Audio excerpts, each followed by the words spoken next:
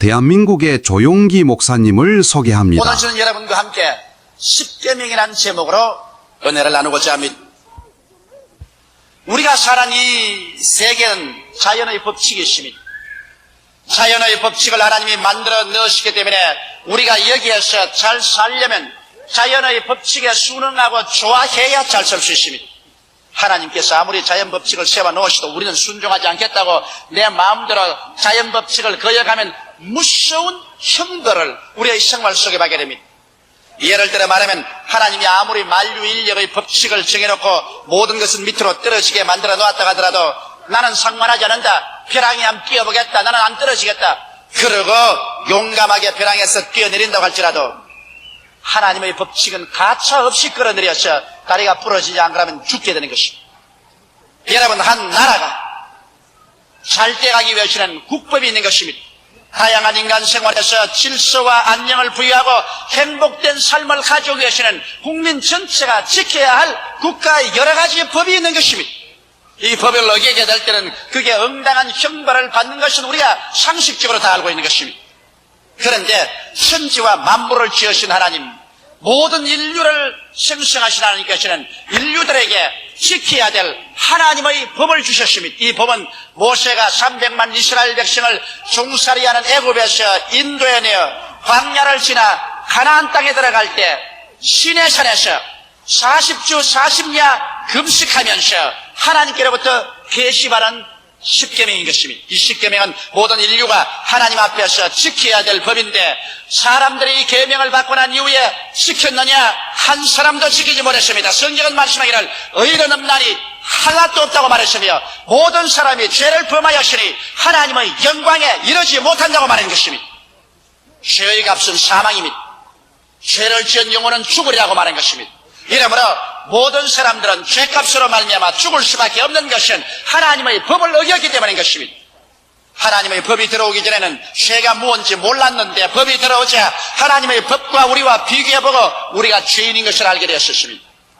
그래서 사람이 자기 행위로 말미암아 이롭다함을 얻어 천국에 들어갈 사람은 한 사람도 없습니다. 모두 다 죄를 짓고 멸망에 처하고 하나님의 심판의 대상이 되고 말하는 것입니다. 이래서 하나님이 인류를 구원하시기 위해서 그 아들 예수 그리스도를 보내신 것입니다. 죄 없이 동정녀 마리아의 몸에 태어나시고 33년 동안 율법의 1.1획도 어긴 적이 없으신 의로운 분으로서 여러분과 나의 대성물이 되셔서 십자가 재단에 올라가셔서 너희 죄, 나의 죄, 우리 과거, 현재, 미래 모든 죄를 예수님께서 혼자서 다 청산해버려 주신 것입니다.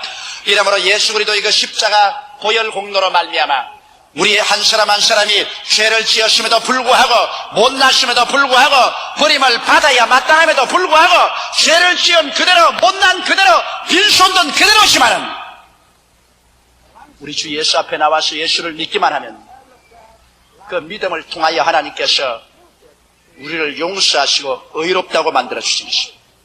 율법을 지켜서 행위로 의롭게 된 것이 아니라 행위는 죄를 지었지만은 예수를 믿음으로 말미암아 예수님께서 우리 죄를 과거, 현재, 미래까지 다 청산해 주셨으므로 예수 공로 의지하고 의롭다함을 얻게 되는 것입니다. 이래서 우리가 예수 안에서 믿음으로 말미암아 의롭다함을 입고 난 다음에 하나님이 성령을 주셔서 이제는 정말 하나님 계명을 지키면서 살도록 명령하신 것입니다.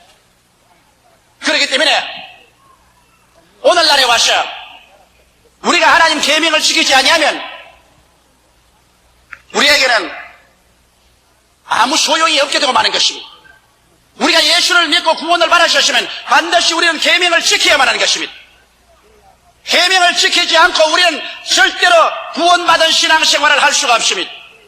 이렇기 때문에 여러분, 우리들은 어찌하든지 주님 앞에 서서 우리가 믿은 대로 계명을 지키고 하나님의 뜻을 따라 살 때 주님의 형상과 모양을 담게 되고 하나님과 깊은 사랑 가운데 들어가게 되고 하나님과 교제 생활로 들어가게 되는 것입니다. 이러므로 이제 우리가 계명을 지켜야 구원을 받는 것이 아니라 구원을 받았기 때문에 우리는 계명을 지켜야만 하는 것입니다.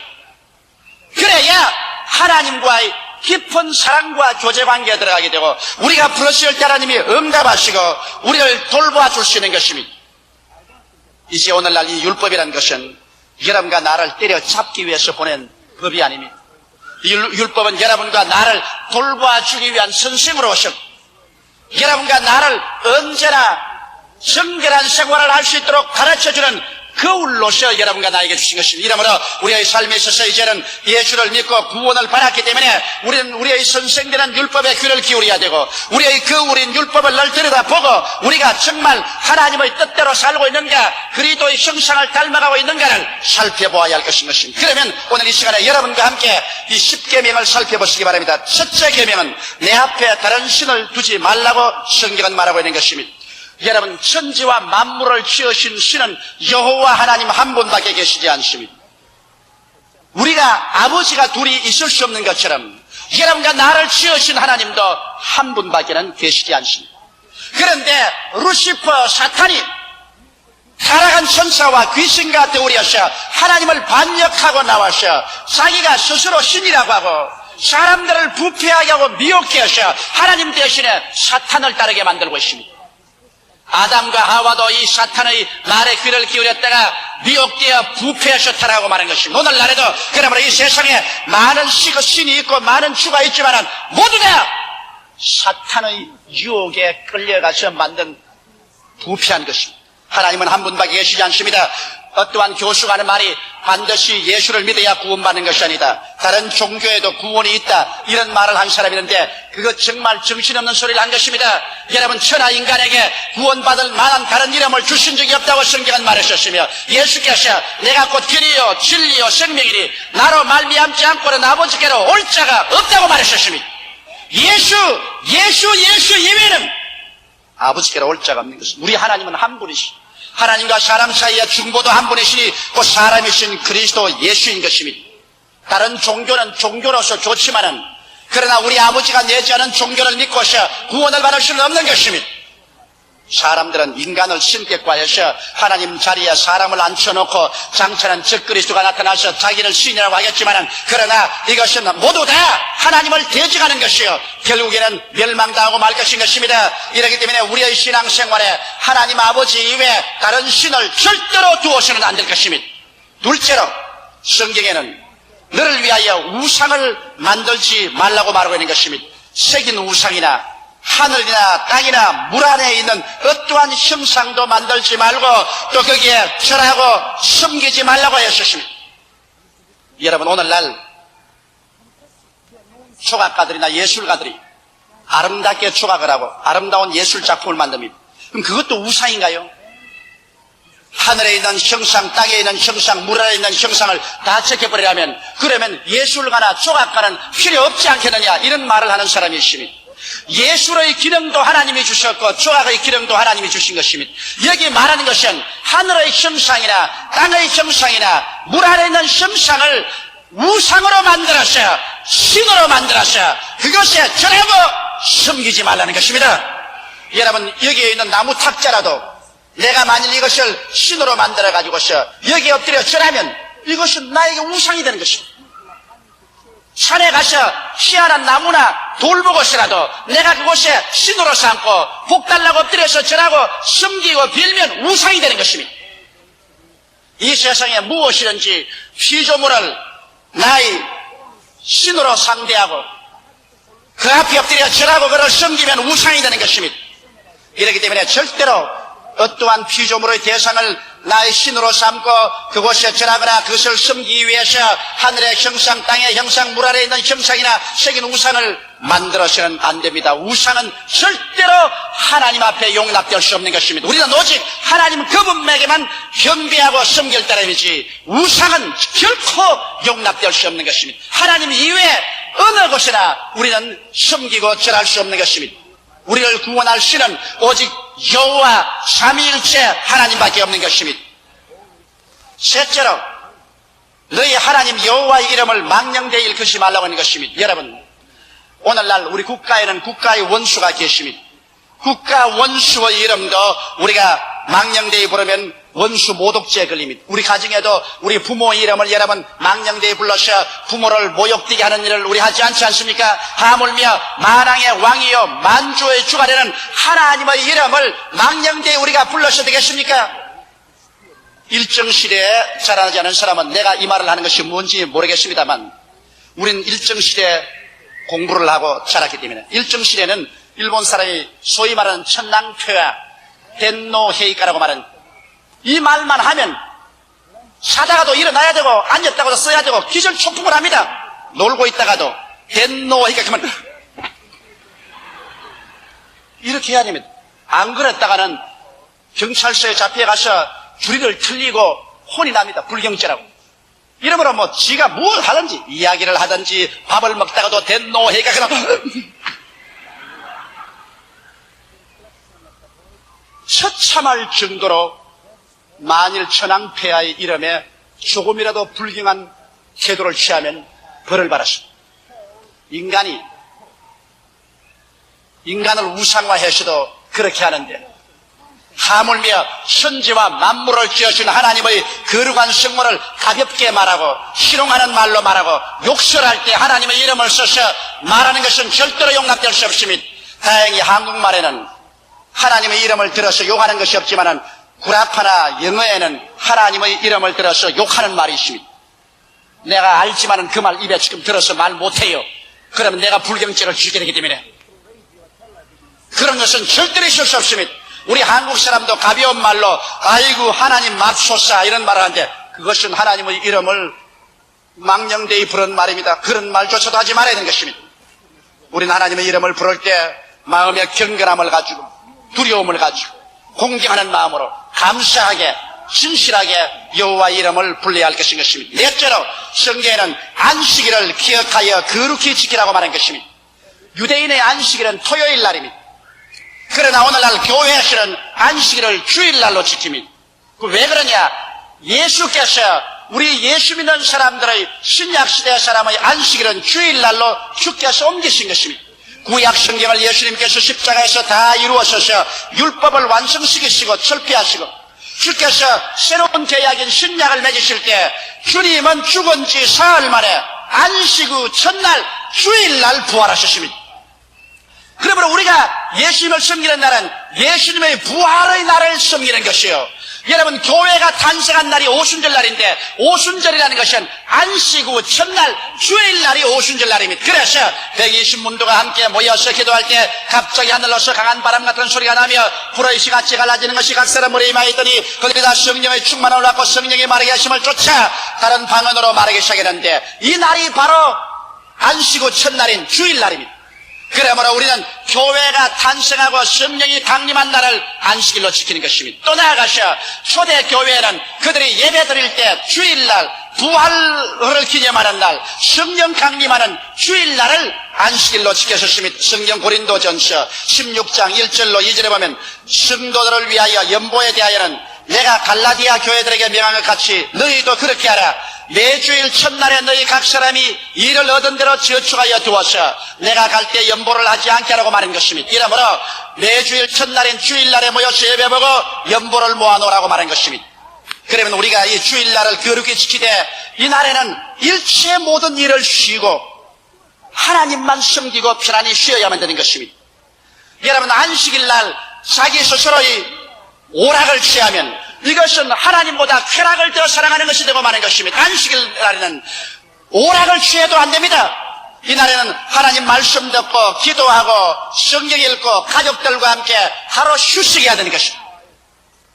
왜 하나님이 엿새 동안 일하고 일회째 휴식하라고 하느냐? 인간은 그렇게 해야 정신적인 건강과 육체적인 건강을 유지할 수 있습니다. 오늘 과학자들이 말하기를 사람이 하루 종일 일하고 난 다음 밤에 아무리 자도 충분한 산소가 흡입되지 않아서 몸에 탄산가스와 찌꺼기가 자꾸 쌓인대요. 엿새 동안 탄산가스와 찌꺼기가 쌓인 것 일회째 하루 쉬어야 이것이 다 소질에 나오고 충분한 산소가 들어와서 몸이 새롭게 된다는 것입니다. 그렇지 않고 일회 하루 쉬지 않고 계속 일하면 몸에 탄산가스가 자꾸 집적되고 노폐물이 취직되어서 그래서 사람이 급기야 병들고 나중엔 치료할 수 없는 그와 같은 처참한 징에 떨어지고 만다는 것입니다. 오늘날 너무나 많은 사람들이 정신적으로 스트레스를 겪고 몸에 병들고 고통이 당하는 것은 엿새 동안 일하고 일회째 하나님께 나와서 쉬며 하나님을 경외하지 않기 때문에 그런 것입니다. 그러면 요사이 안식일에 쉬라고 했다고 일선 장병들 총도 다 나와버리고 발전소에서는 전기 생산도 다 그쳐버리고 자동차 기사는 버스도 운전하지 말아야 되고 그러면 어떻게 합니까? 여러분, 예수님도 안식일을 어긴 이유가 있습니다. 예수님께서는 안식일 날 또 병든 자는 고치기 위해서 안식일을 어겼습니다. 제 아들과 밀밭 사이로 지나가다가 배가 고프니까 밀밭에 밀을 뜯어서 비벼서 먹으니까 유대인들이 안식일을 어겼다고, 안식일 날 타작했다고 구할 때 예수께서 죄 없는 자를 죄 있다고 하지 마라, 내가 곧 안식의 주인이요 안식은 사람을 위해서 있다고 말한 것입니다. 그러므로 여러분, 안식일 날 내가 안 해도 될 일을 하면 죄를 짓습니다. 내 사리 사욕을 위해서 하면 죄를 짓습니다. 그러나 대중의 생명과 안녕 복지를 위한 것은 안식일을 어기더라도 하나님께서 용납해 주시는 것입니다. 이러므로 전기생산한 사람은 전기생산해야 돼요. 버스 운전하는 기사가 운전을 안 하면 오늘 여러분 어떻게 오겠습니까? 일선 장병들이 안식일이니까 오늘 다 놀자고 총 놔버리면 공산당들이 그냥 그대로 걸어서 들어오고 말 것입니다. 안식일에도 대중의 안녕 복지 질서를 위해서, 대중의 생명의 축복을 위해서 하는 일은 계속해야 될 것입니다. 그 다음 다섯째로 내 부모를 공경하라고 말하겠습니다. 여러분, 우리 동양 사람들은 부모를 공경하라는 말은 어느 세계 사람보다 많이 들었습니다. 우리는 유교 교훈에서 자라기 때문에 부모를 공경하고 부모에게 효하는 것이 모든 인간 윤리 도덕의 근본으로 배워왔습니다. 그러나 공자님의 윤리 도덕과 효가 근본이 된다 하더라도 하나님 모르고 하는 효는 소용이 없습니다. 먼저 하나님을 공경하고 그 다음에 부모에게 효를 다해야 되는데, 그럼 어떻게 해야 부모를 공경할 수 있는 것입니까? 여러분, 부모에게 효도하고 공경하는 것은 부모에게 염려를 끼치지 않는 생활을 해야 되는 것입니다. 나도 우리 자식들 그래요. 너에게 뭐 호의호식해달란 말을 한다. 부모에게 염려나 끼치지 말아다오. 건강하고 공부 잘하고 훌륭한 사람 되면 그것이 곧 효다다. 부모에게 염려 근심을 끼치는 것은 불효하기 짝이 없는 일이요 불공경하는 일인 것입니다. 또 부모를 존경하는 것, 또 부모가 나중에 연노해서 스스로 살아갈 수 없게 될 때 부모에게 일용할 양식과 있을 것과 또 생활할 것을 공급하는 이 공양을 해야 되는 것이 부모 공경인 것입니다. 성경 말씀하기를 지상에서 부모를 공경하라, 그리하면 내가 세상에서 잘되고 장수하라고 말씀하는 것입니다. 여러분, 우리가 오늘날 잘되고 장수하는 것도 부모를 잘 공경할 때 하나님께서 그렇게 축복해 주겠다고 약속하신 것입니다. 나는 부모 공경 안 하면서 자식들 보거나 너희들 날 공경하라고 한다고 해서 이루어지나요? 옛날에 자기 아버지를 고려장 하려고 지게에 짊어지고 가서 무덤을 파놓고 난 다음 그 노인을 넣어놓고 조금 먹을 음식을 주고서 지게를 버리고 오니까 따라온 아들이 하는 말이, 아버지 왜 지게 버리고 가요? 그 고려장하기 위해서 할아버지 지고 온 지게인데 왜 가져가니까, 가져가야지요. 그래야 또 아버지 늙으면 내가 짊어지고 와서 내버려야지요. 그 말을 듣고 기절초풍을 하고 난 다음에 그 지게에 도로 자기 아버지를 담아서 짊어지고 왔다는 이야기가 있습니다. 사람이 무엇으로 심든지 그대로 거두기 때문에 자기가 부모에게 잘해야 자식도 나중에 자기 부모에게 잘하게 되는 것입니다.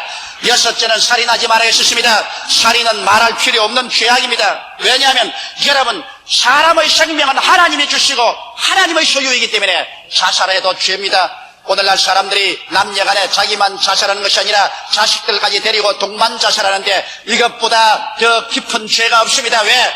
자식의 생명은 자기 것이 아니라 하나님의 것입니다. 하나님이 잠시 잠깐 맡겨준 건데 자기 마음대로 자기 죽고 싶다고 자식까지 데리고 연탄가시를 pit든지 물속에 뛰어들어가는 것은 무서운 중벌죄인 것입니다. 말할 필요 없이 타살하는 것은 우리 윤리나 도덕적으로 국법으로도 허락하지 않고 있습니다. 사람을 죽이는 것은 하나님께 무서운 심판을 자초하는 것입니다. 일곱째 계명은 간음하지 말라는 것입니다. 고린도전서 6장 15절로 20절에 보면 너희 몸이 그리스도의 지체인 줄을 알지 못하느냐, 내가 그리스도의 지체를 가지고 상계의 지체를 만들겠느냐, 결코 그럴 수 없느니라.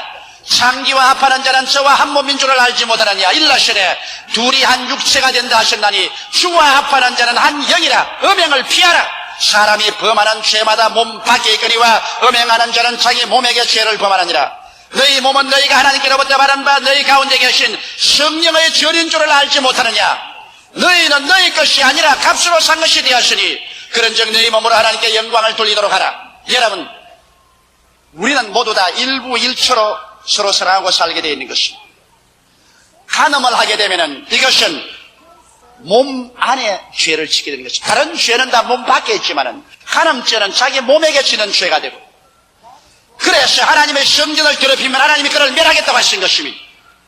성경의 히브리서 13장 4절에는 모든 사람은 혼인을 귀히 여기고 심소를 더럽히지 않게 하라. 음행하는 자들과 간음하는 자들은 하나님이 심판하시리라. 그러므로 음행과 간음은 하나님의 심판을 자초합니다. 그렇기 때문에 수많은 가정이 파괴되고 수없이 많은 사람들이 불치의 병이 들고 생활의 불안과 공포와 절망에 떨어지는 것은 오늘날 편비한 음란과 음행과 간음으로 말미암아 하나님의 심판을 자초하기 때문인 것입니다. 하나님의 말씀은 저 하늘이 무너지고 이 땅이 꺼져도 1.1획도 변화가 없습니다. 하나님께서 음행하는 자들과 간음하는 자들은 하나님이 심판하겠다고 하시니 하나님의 심판을 머리 위에 걸머쥐고서 행복한 생활을 꿈꿀 수는 없는 것입니다. 이러므로 7계명에서는 하나님께서 단호하게 간음하지 말라고 명령하고 있습니다. 8째로 도적질하지 말라고 8계명에 말하고 있는 것입니다. 사람은 두 가지 면에서 도적질할 수 있습니다. 말라기 3장 8절 내 9절에 보면 사람이 어찌 하나님의 것을 도적질하겠느냐, 그러나 너희는 나의 것을 도적질하고도 말하기를 우리가 어떻게 주의 것을 도적질하였나이까도다. 이런 곧 11조와 헌물이라. 너희 곧 온 나라가 나의 것을 도적질하였으므로 너희가 저주를 받았느니라. 하나님의 것을 도적질하고 그 다음 하나님께 아무리 기도한들 하나님이 그 사람 기도를 들어주시겠습니까? 너희가 도적질함으로 온 나라가 저주를 받았느니라. 개인과 가정과 나라가 하나님 앞에 11조와 헌물을 도적질하고 저주를 받고 난 다음에 인간으로 아무리 힘을 쓰고 애쓴들 축복이 올 리가 있겠습니까? 이러므로 우리는 하나님 것 도적질하지 말아야 되고 또 나아가서 이웃의 것을 도적질하지 말아야 됩니다. 차라리 안 되면 구걸하면 구걸했지 도적질하는 것은 하나님 앞에 심판을 면할 수가 없는 것입니다. 그 다음 9계명에 내 이웃을 거짓 증거하지 말라고 말하고 있는 것입니다. 여러분, 전에 신문지상에 보니 우리 한국 사람이 가장 많은 죄가 무고죄라는 것입니다. 거짓 증거란 무고죄입니다. 회사에 있다가 나오면 상사의 죄를 무고로서 고해 바치고, 정부기관에 있다가 나오면 무고죄로 자기 상사의 죄를 무고해서 바치고, 그래서 다른 사람을 어찌한지 핥히고 상처를 입히고 넘어뜨리는 무고죄가 한국 사람들의 가장 무서운 죄 중에 하나라는 것을 내가 보았었습니다. 오늘날 하나님께서는 이 무고죄를 죄 없다고 하지 않습니다. 내 이웃을 거짓 증거하지 마라. 있는 말 없는 말 다 끌어내어 가지고서 거짓으로 거스려 남을 욕하고 남을 망치게 하려고 무고하는 사람은 반드시 자기가 나중에 그 무고에 해당하는 벌을 받게 되는 것입니다. 왜? 우리 한국 속담에도 되어주고 말로만 한다는 말이 있고, 하나님께서는 남을 심판하면 그 심판하는 것으로 자기도 심판을 받는다고 말하고 있는 것입니다. 이러므로 내 이웃을 거짓 증거하는 죄를 우리는 회개하고 그 죄에서 노연함 받아야 되는 것입니다. 10계명은 10번 탐내지 말라고 했습니다. 이웃의 아내를 탐내지 말고, 그 남중이나 여종을 탐내지 말고, 소나 나귀를 탐하지 말고, 이웃의 소유를 탐내지 말라는 것입니다. 여러분, 사람이 자기 분수대로 사는 것은 좋지만은 자기의 분수를 넘어서 욕망을 할 때 탐욕이 되는 것입니다. 다시 말하면 이것은 우상숭배가 되는 것입니다. 수많은 불행과 죄악이 탐심으로 말미암아 생깁니다. 공무원이 죄를 짓고 부정을 행하는 것은 탐욕이 들어오면 부정합니다. 사람들의 마음속에 탐욕이 들어오면 정상적인 사고방식을 잃어버리고 난 다음에 이외의 나쁜 짓을 하게 되는 것입니다. 이러므로 우리의 마음속에 탐욕을 회개하고 이것을 던져야 되는 것입니다. 여러분, 오늘 우리가 10계명을 살펴보게 될 때 이 10계명 중에 한 계명도 내가 어기지 않고 지금 살았다고 생각하는 사람 여러분 가운데 계실까요? 나는 아직까지 살면서 하나님의 10계명 중에 하나도 어김없이 살았다고 하는 사람 한번 손 들어봐 주시기 바랍니다. 계시면 내가 내려가서 엎드려서 절해드리겠습니다. 한 사람도 없습니다. 모든 사람이 죄를 범하였으니 하나님의 영광에 이르지 못함이, 우리가 계명으로 말미암아 구원은 받지 못함이, 오직 예수 그리스도의 십자가의 보혈을 믿어서 구원을 받게 되는 것입니다. 한 사람도 계명으로 구원을 받지 못하기 때문에 예수께서 오셔서 너희 죄 나의 죄를 대신 짊어지고 십자가에서 성산해 주셨으므로 이제는 남녀 노유 빈부 귀천할 것 없이 오직 믿음으로 구원을 받게 되는 것입니다. 믿음으로 구원을 받아 놓았기 때문에 이제는 우리가 하나님 아들답게 구원받은 사람답게 살기 위해서 하나님과 더 깊은 사랑의 교통 속에 들어가고 주님의 은총을 받기 위해서 성령의 도움으로 우리는 율법을 지키면서 살아야 하는 것입니다. 성경은 말하기를 나를 사랑하면 내 계명을 지키라고 예수께서 말씀했는데 정말 우리가 예수를 사랑한다면 이 10계명을 지켜서 우리의 생활 가운데 매일매일 계명대로 살면 여러분과 나의 생활에 하나님을 공경하게 되고 하나님의 사랑을 받게 되고 우리가 기도할 때 하나님이 응답하게 되고 축복을 내려주시게 되는 것입니다. 이러므로 구원받은 것을 감사하고 이 계명을 날로 지킬 수 있도록 우리는 성령님의 도움을 늘 간구해야 되겠습니다. 다 같이 우리에게 기도드리겠습니다. 사랑이 많으시고 거룩하신 우리 아버지 하나님, 주님께서 우리를 불러셔서 구원시켜 주신 것을 감사하옵나이다. 죄를 짓고 불의하고 추악하며 버림을 받아야 마땅한 우리들을 주님께서 부르셔서 예수 십자가 보혈로 용서하여 주시옵소서. 구원하여 주신 것을 감사하옵나이다. 하나님 아버지, 우리는 율법 앞에서 모두 다 죄인입니다. 한 사람도 이 법을 피할 수가 없고 이 법 앞에 인정을 받을 수가 없습니다. 그러나 이제 구원받았으므로 성령님의 도우심으로 말미암아 매일매일 이 법을 지키며 살아갈 수 있는 힘을 허락하여 주옵소서. 예수님 이름으로 기도하옵나이다. 아멘. 할렐루야. 아멘. 목사님 감사합니다. 구독과 좋아요는 제작하는 데 힘이 됩니다. 감사합니다.